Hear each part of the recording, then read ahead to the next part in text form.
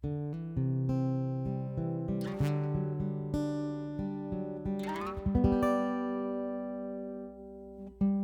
everyone, I'm John Steele, and this is After 4, a podcast for InterVarsity alumni. Life after college is hard, and even a great experience with your InterVarsity chapter doesn't shield you from the challenges of transition. As we hear stories from real alumni learning how to make it in their post-InterVarsity reality, my hope is that this podcast will offer some encouragement, a few laughs, and even some hope for the future. This is After 4, and these are your stories. Hello, alumni, and welcome to After 4, the podcast that is just for you. It's the first Tuesday of the month, so you know what that means, Breanna. Now, before I introduce our guests for today, I have some really good news to share. There's an alumni discount code floating around out there for $100 off your Breanna 22 registration. Guess what? Christmas came early this year, and that discount has been boosted to $150 off. And that also goes for those of you who already registered using the code back when it was $100. So jump onto Breanna.org, use the discount code U22alumni, and enjoy $150 off your Breanna 22 registration. But be sure to act quickly because this code expires on November 30th. All right, on to our guests. Now, for you Breanna episode purists out there, I admit this isn't an Breanna guest in the strictest sense. This isn't someone you'll see on stage, and it isn't someone who's played a hand in planning Breanna 22. It is, however, someone who's been influenced by Breanna and by InterVarsity to participate in God's global mission. The vision that our guests have for these ideas is exactly in line with the ways we're going to be developed while at Breanna together. So, who is it? Today, we're going to be chatting with Josiah, founder of Beza Threads, an organization that's partnering with people in Ethiopia to rescue women out of the huge sex trafficking industry there. We're going to hear all about it from Josiah and from Breanna, designer and marketing specialist for Beza Threads. It's such a fantastic conversation. We talked about so many things. I seriously had to leave like 20 or 30 minutes of great content on the cutting room floor. For real, one of these days, I've got to start releasing some bonus content that is especially for you subscribers. This would be a fantastic episode to do that with. But for now, I've said enough, so let's get to it. Here's Josiah and Breanna. This one's for you, alumni. Josiah and Breanna, welcome to the After 4 podcast. Thank you. Excited to be here. Thanks for having us. I'm excited to talk about Beza Threads and the work that you all are doing. But before we even get into that, let's just get to know each other a little bit here. Introduce yourselves, the things that might be most helpful for us to know as we jump into this conversation. Josiah Carter here. I live in Des Moines, Iowa, greatest city in the world, except when it's winter. I've been married 13 years to my wife, Megan, who's also an InterVarsity alum. We've got 3 kids, and my day job outside of Beza Threads is I'm a senior director of finance for a company that operates retirement communities all over the U.S. So the last 3 years with COVID and all that has been chaotic, to say the least. I love gardening, love home improvement projects. Breanna, how about you? I'm Breanna. I also live in Des Moines, Iowa. My husband and I also celebrated 13 years of marriage this year. We have 4 kiddos. Fun fact, I actually found out I was pregnant with number 4 on one of our trips to Ethiopia. And one of his middle names is Addis, after Addis Ababa. So Ethiopia and Beza will always be dear to me. I have a friend who gave me a houseplant for my birthday in the middle of COVID. And within 6 months, I had over 50 houseplants. There's probably 70 in here now, and then another 30 in the rest of my house. That's fantastic. I love it. These are awesome flavor text moments here, getting to know both of you. Tell me just a little bit about some of your college experiences. You know, where did you go to school? When did you graduate? What did you study? Tell me just a little bit about those college days. Went to Drake University, which is in Des Moines, and studied accounting and finance there. And I think it was maybe my sophomore year. A buddy and I were looking to find a Christian group on campus, and we came across InterVarsity, and it was this incredibly eclectic group of people from all different backgrounds and parts of campus. And it felt like home. And we did some of the silliest, probably some of the dumbest things I'll ever have that I probably won't share the stories here or with my kids. But it was just a great experience. And for me, one of the things that really stands out from that time is getting to understand the rich and deep tapestry of our global community church and all the different paths of how people within the Christian faith get to know Jesus, and seeing how people worship differently and study the word differently, for me was really a big impact.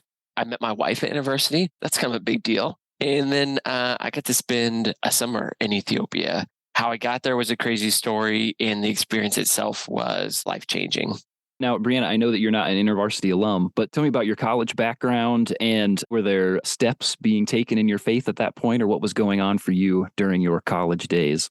So my first round of college, I graduated high school early and went to college right away. And while I was at college for a few years, really did wrestle with who is God and do I want to follow him and what does that look like? And through a series of events, God grabbed a hold of my life and I surrendered completely to him. And my first journey to college actually ended early. My husband and I, who were high school sweethearts and then went to college together, ended up moving back home together at the same time. And I took a break and became a mom. And when 3 of my kiddos were babies, I ended up going back to school for the second time. So at that point, I went to DMAC, which is a local community college here in central Iowa. And I got a couple of degrees in fashion and marketing. And that is a journey that led me to Beza.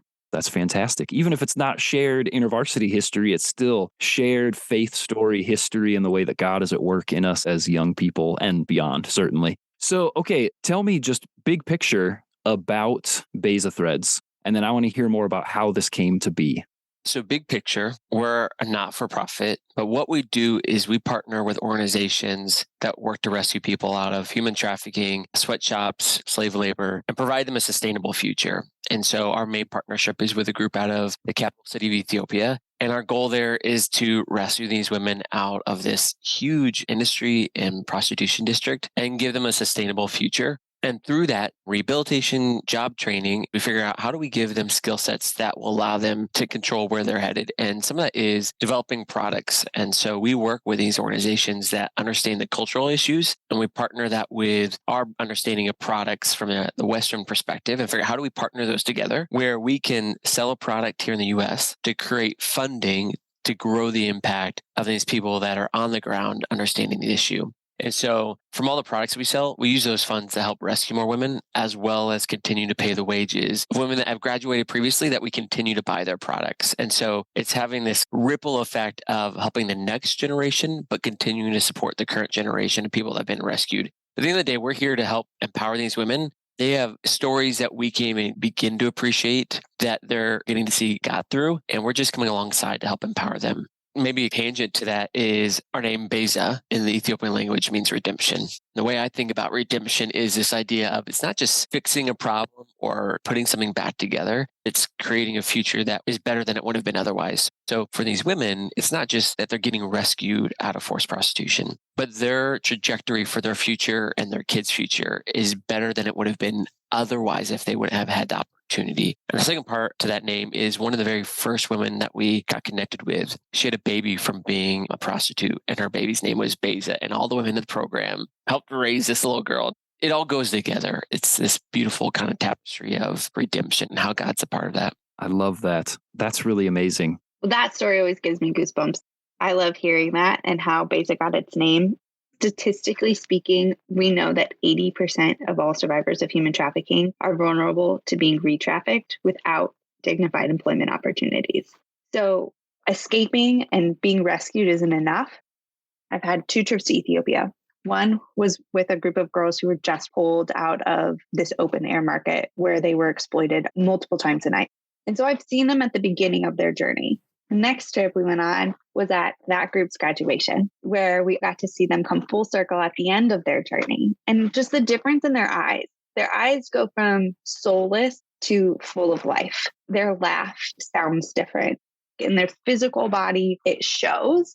It's kind of like a battle cry of like, I have to keep this going. We have to do this more, and we have to keep this up for them. I love that there's actual data to back up the measurable impact that's happening here, but also that there is just a physical, emotional, social difference that happens in these women making their way through this program. That's super exciting. I'm imagining that there were some moments of shifting for you, Josiah, as far as like where this even came from. So I'd be interested to know what were some of those aha moments that were happening for you that started moving you in the direction of developing Beza Threads? Great question. I remember like one time in high school and youth, and we had one of these stations, and there was a station that had a little sign that said, there are more people in slavery today than there's ever been. I don't remember really anything else from youth group except for that one thing. And for some reason that stuck with me. But probably the biggest pivotal shift was as in college, I went to Ethiopia, and this capital city is about 5 million people. And I got there and I was expecting poverty, and I saw poverty, and it didn't bother me. And this really struck me to my core because other university students that are with me, they're really broken up by the amount of poverty we're seeing. I'm like, well, kind of what I expected. But then we were partnering with this group that was doing this rescuing and rehabilitation. And so they said, hey, we want to take some of the students that are directly working with these girls, and we want to show them where these girls were rescued from. I was not one of those students, but they took one of my best buddies and a couple other students that they took them out that night, and they came back and they shared their stories. And I remember being in this living room, and they got back and like, we got to get everybody together. We got to share what we saw. And so they started to describe this open air market and these little shacks, one after another, and these young girls, 12, 13, 14 years old, standing out in front of each one of these. And I remember one of the Ethiopian leaders grabbed an American quarter somebody had given them, and he said, this quarter is not worth much to you, but this is wealth on that street. This is what these girls are being sold for every single time. Wow. I just remember this moment of God completely breaking my heart for these women, just this intense, like, these are God's daughters. And I'm thinking, okay, if one of these girls were my niece or my sister, what would I do? Obviously, the answer is I would do anything. And the follow-up question that I felt like I really got from God, why won't you do it for these girls, right? And so that was like that question, this moment of like, for me, I expected the poverty. I never had expected to have my heart just completely broken for these women halfway around the world who I'd never even met before. Wow. I would have to think that just the visceral experience of actually seeing someone's face, being in that space where this is their real life, this is their real life experience, and that is just a paradigm shift, and that brings it to life in a whole new way. How does this experience in Ethiopia start to translate into a business?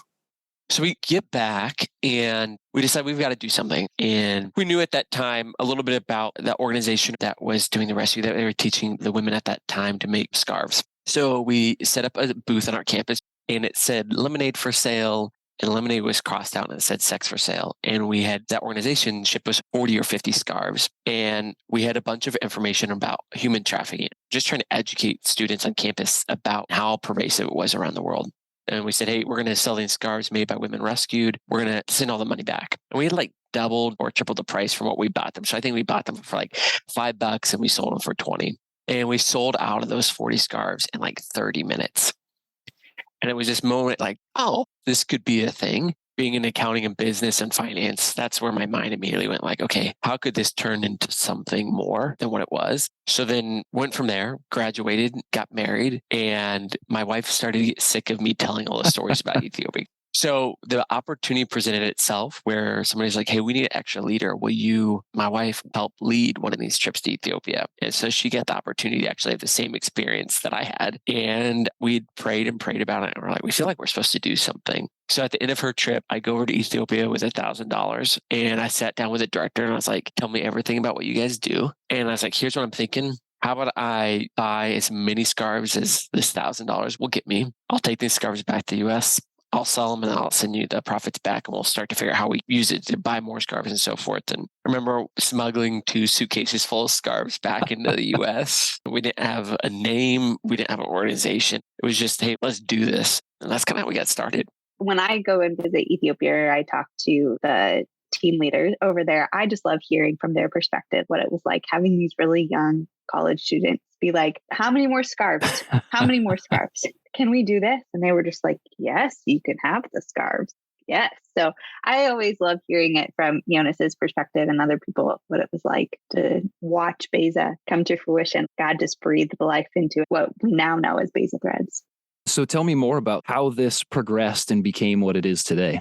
So we get started, and I'm like a year out of college. So my main network was university staff. We hit 5 or 6 different chapters throughout Iowa, just sharing and selling scarves. I remember being so proud of what we did that first year. But I called the main director over in Ethiopia. I said, hey, good news. Here's how much money we're sending over. I think it was enough to help rescue 3 or 4 girls. You know, he's excited, but I could tell like something was wrong. And he goes, well, here's the deal. We've got 10 girls that are ready to run away from their pimps to be part of this program. We only have enough funding for 8. So I've got to decide which 2 don't get rescued. It was just this moment of like, how do we do more? How do we make it so that that's never a question again of there's 10 people ready to have their life changed, but sorry, we don't have the funding for all of you. So we just keep hitting the ground, talking to churches, doing gift fairs and getting a website set up. And it slowly grew from there. And one other game-changing story, 3 years in, each time I go over, usually Jonas, the director's like, hey, I want to show you what's changing with the problem. That way we have a better understanding. How do we help partner with them? So he and I are in this little sweatshop talking with a couple of these boys that are current slaves. They're owned by this guy. The sweatshop owners walked out for a minute. One of the students recognizes Jonas. He goes, you're that guy that rescues people, aren't you? I'm ready to go right now. How does the director say, well, we've got a budget year. Here's the program year. And this is when it starts. And so one of the things we added was having an ability to sponsor freedom or sponsor the rescue and rehabilitation. So, hey, you're past wanting to buy a product. You want to do something more. It's not for a lack of people wanting to have their lives changed. It's oftentimes the lack of ability to fund the impact. That's what we want to figure out. How do we solve? How do we balance out that equation? On that same note, I think Beza does a really great job of following our beginnings. Josiah didn't go to Ethiopia with a plan. This was a God lead me and give me the courage to obey in faith and out of love. So Jonas has told us many times over the years that Beza is the group that they go to when they have these random needs, because we are the group that says, we trust you, Lord. Show us what is needed. It does not have to fit inside this box that we've created with this organization. There have been times where Jonas took Megan to a bakery and kind of like sweetened her up and essentially said, we need a van.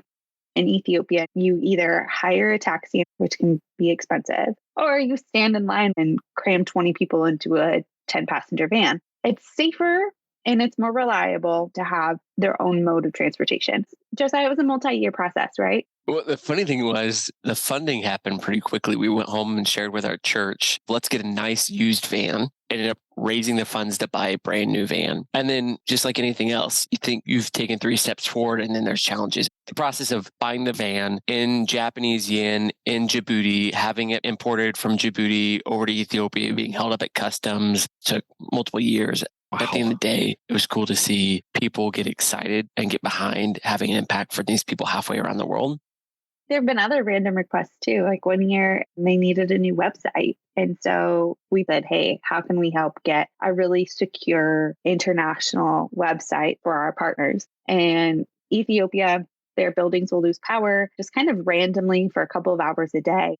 As Americans, if we were to lose power and internet access for a few hours a day, that quickly adds up to lots of productivity. And their version of productivity is being able to connect with partners and get the funding and meet with people to rescue lives. There are lives at play here. And so providing a private generator so that when everybody else around them loses power, they don't, that was really crucial for them. And so I love that we have the relationship with our partners that they can come to us and say, this is a random thing, but it helps us do more work for the kingdom of God. I can't remember the original question, but that was the answer. Whatever it was, this has been great.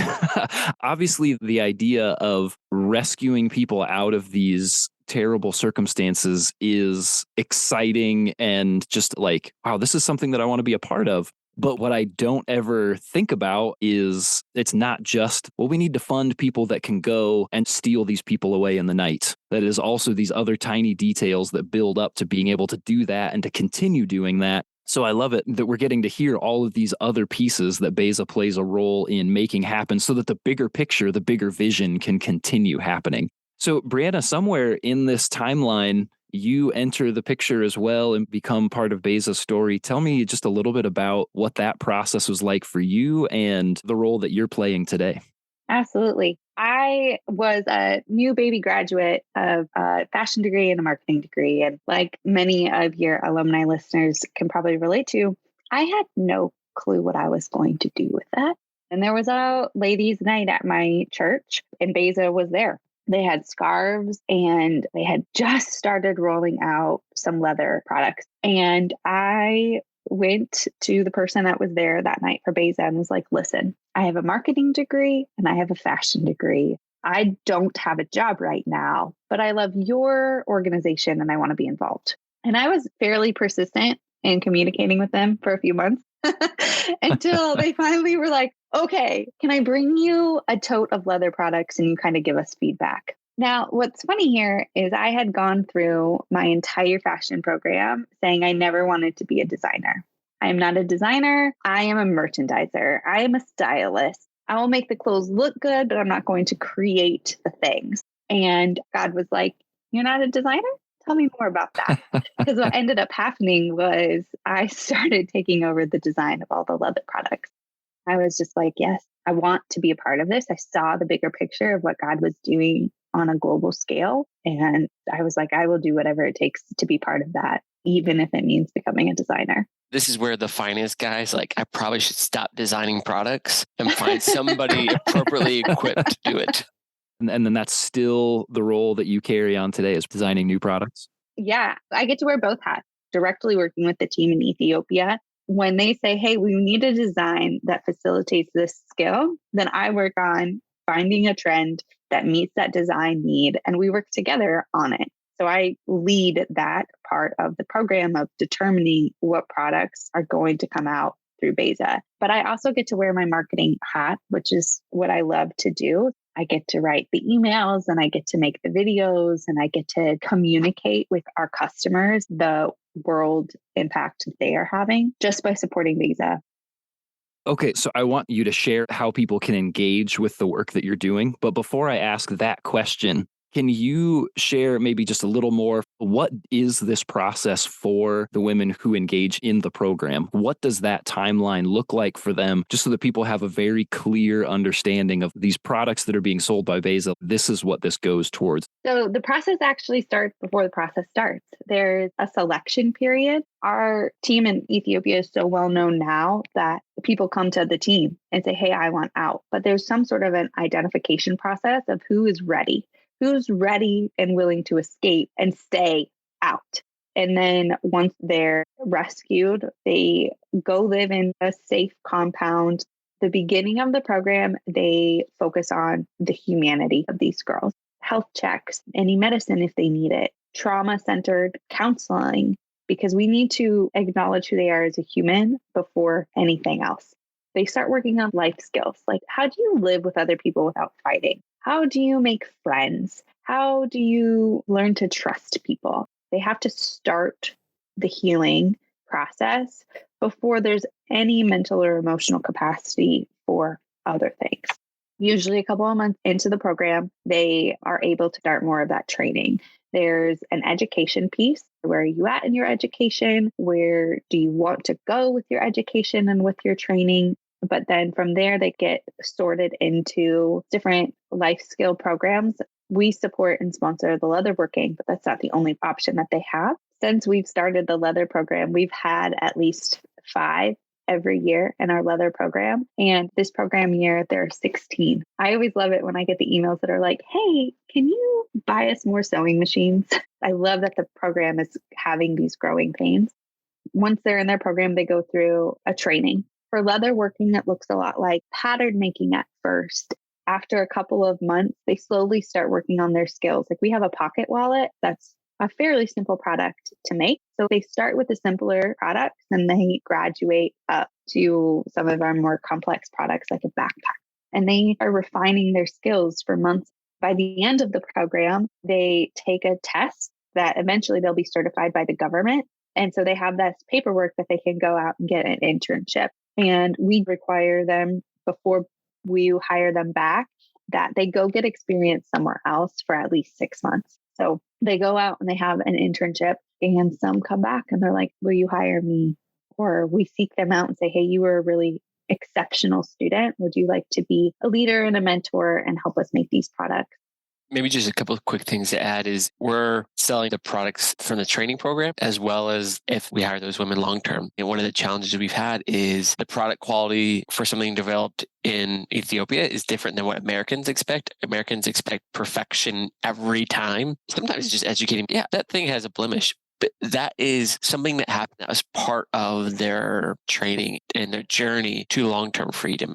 The other thing I'd add is that it's never a requirement that they be believers. However, through the counseling, what they do is our team over there use Bible studies for part of the rehabilitation. And the reason why I think this is really valuable is you imagine these women have never had anybody treat them with any type of value. They've been used, they've been sold. And so now you're teaching them that there's this God who created them. They have inherent value in who they are because he created them and was willing to die on the cross. And it changes the whole perspective of their self-value. And that's one of the beautiful pictures for me, the story of Jesus and how that can be used to show the value of who somebody is. I love hearing the details of this program. Again, just the holistic care that is taken here. Now, how can people access the products that Beza is providing, or how can people partner with the work that Beza is doing? We have an online storefront that people can find us, www.bezathreads.org. There you can learn all about our organization, but you can also shop our products. And that is a way that you can have a direct impact on supporting the program and changing lives through the purchase of products. Our big holiday sale is coming up in November. And so I would definitely encourage people to sign up for the email list so that you can be notified when that happens. Josiah, do you want to talk about corporate gifting? Yeah, I want to hit that in one other area. So think, who is somebody that I could connect Beza with? A small boutique shop that could potentially carry our products. Or we oftentimes have business leaders use them as their corporate gift. And we've done branding of those. We did some for some university alumni where we branded leather products for them. My point being, sharing your network and lending your network can be world changing. I know it's several steps removed, but will have an impact on what we do, which is going to have a ripple effect.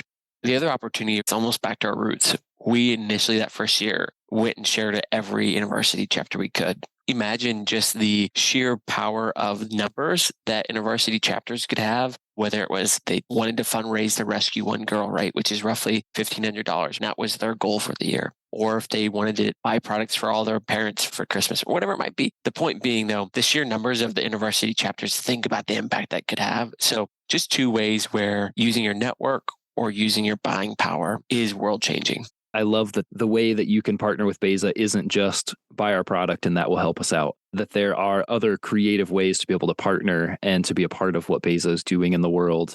There's so many things we've gotten to cover today, and I am so excited that we got to spend this time chatting about Beza Threads, its origins, where it's going, the things that it's doing in the world. Breanna, Josiah, thank you so much for joining me today and for sharing the story of Beza. This has been so much fun to get to hear from you. Thank you so much for having us today. John, thank you for the opportunity. InterVarsity has been near and dear to my heart, and it's been a lot of the roots of how we've gotten to where we're at. So I just love the continuation of that vision of world changers, and excited to see where InterVarsity continues to go, but even how this podcast could have a world-changing impact.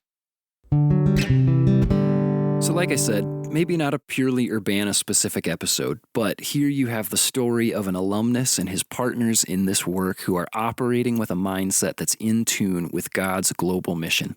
As Breanna mentioned, this didn't start just because of some master plan on Josiah's part. It started because Josiah and others like him were willing to say, God, where do you want me to go? How do you want to use me? And that willing spirit is what continues to drive the unique ways that Beza partners with these organizations in Ethiopia. And it's that willing spirit and that desire to partner with God in his global mission that we long to see cultivated in every alum at Urbana in December. It's an honor to get to share these stories with you, and it's also a great pleasure to tell you that Beza Threads is offering a 15% discount for InterVarsity alumni. Just head to bezathreads.com, the link is in the show notes, peruse their catalog of amazing leather items, and use the code IVAlumni, also in the show notes, and get a sweet 15% discount on your order. You can also find a link to their email list in the show notes where you can find out more about this big sale that's happening during the month of November. So get some of your Christmas shopping done that way. Also, come visit us at the Alumni Connection space at Urbana for your chance to win some free Beza Threads gear. You don't want to miss out.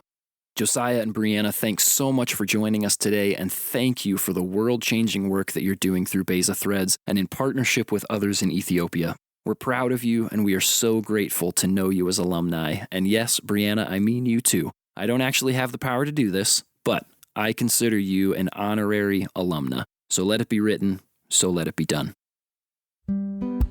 Alumni, it's been great hanging out again this week. Tune your dials next week for an early foray into Advent. That's right, for the next couple weeks, we're going to have some guests who are going to help prepare us for the upcoming Advent season. Next week, we'll be joined once again by our favorite Anglican friar and the Director of Alumni Relations, Jason Gabery. And as he's done with several other notable moments in the church calendar this year, he's going to help demystify Advent for us. He's going to give us a better view of the landscape before the season starts, and he's going to talk about a couple resources that we can use, including his book, Wait With Me.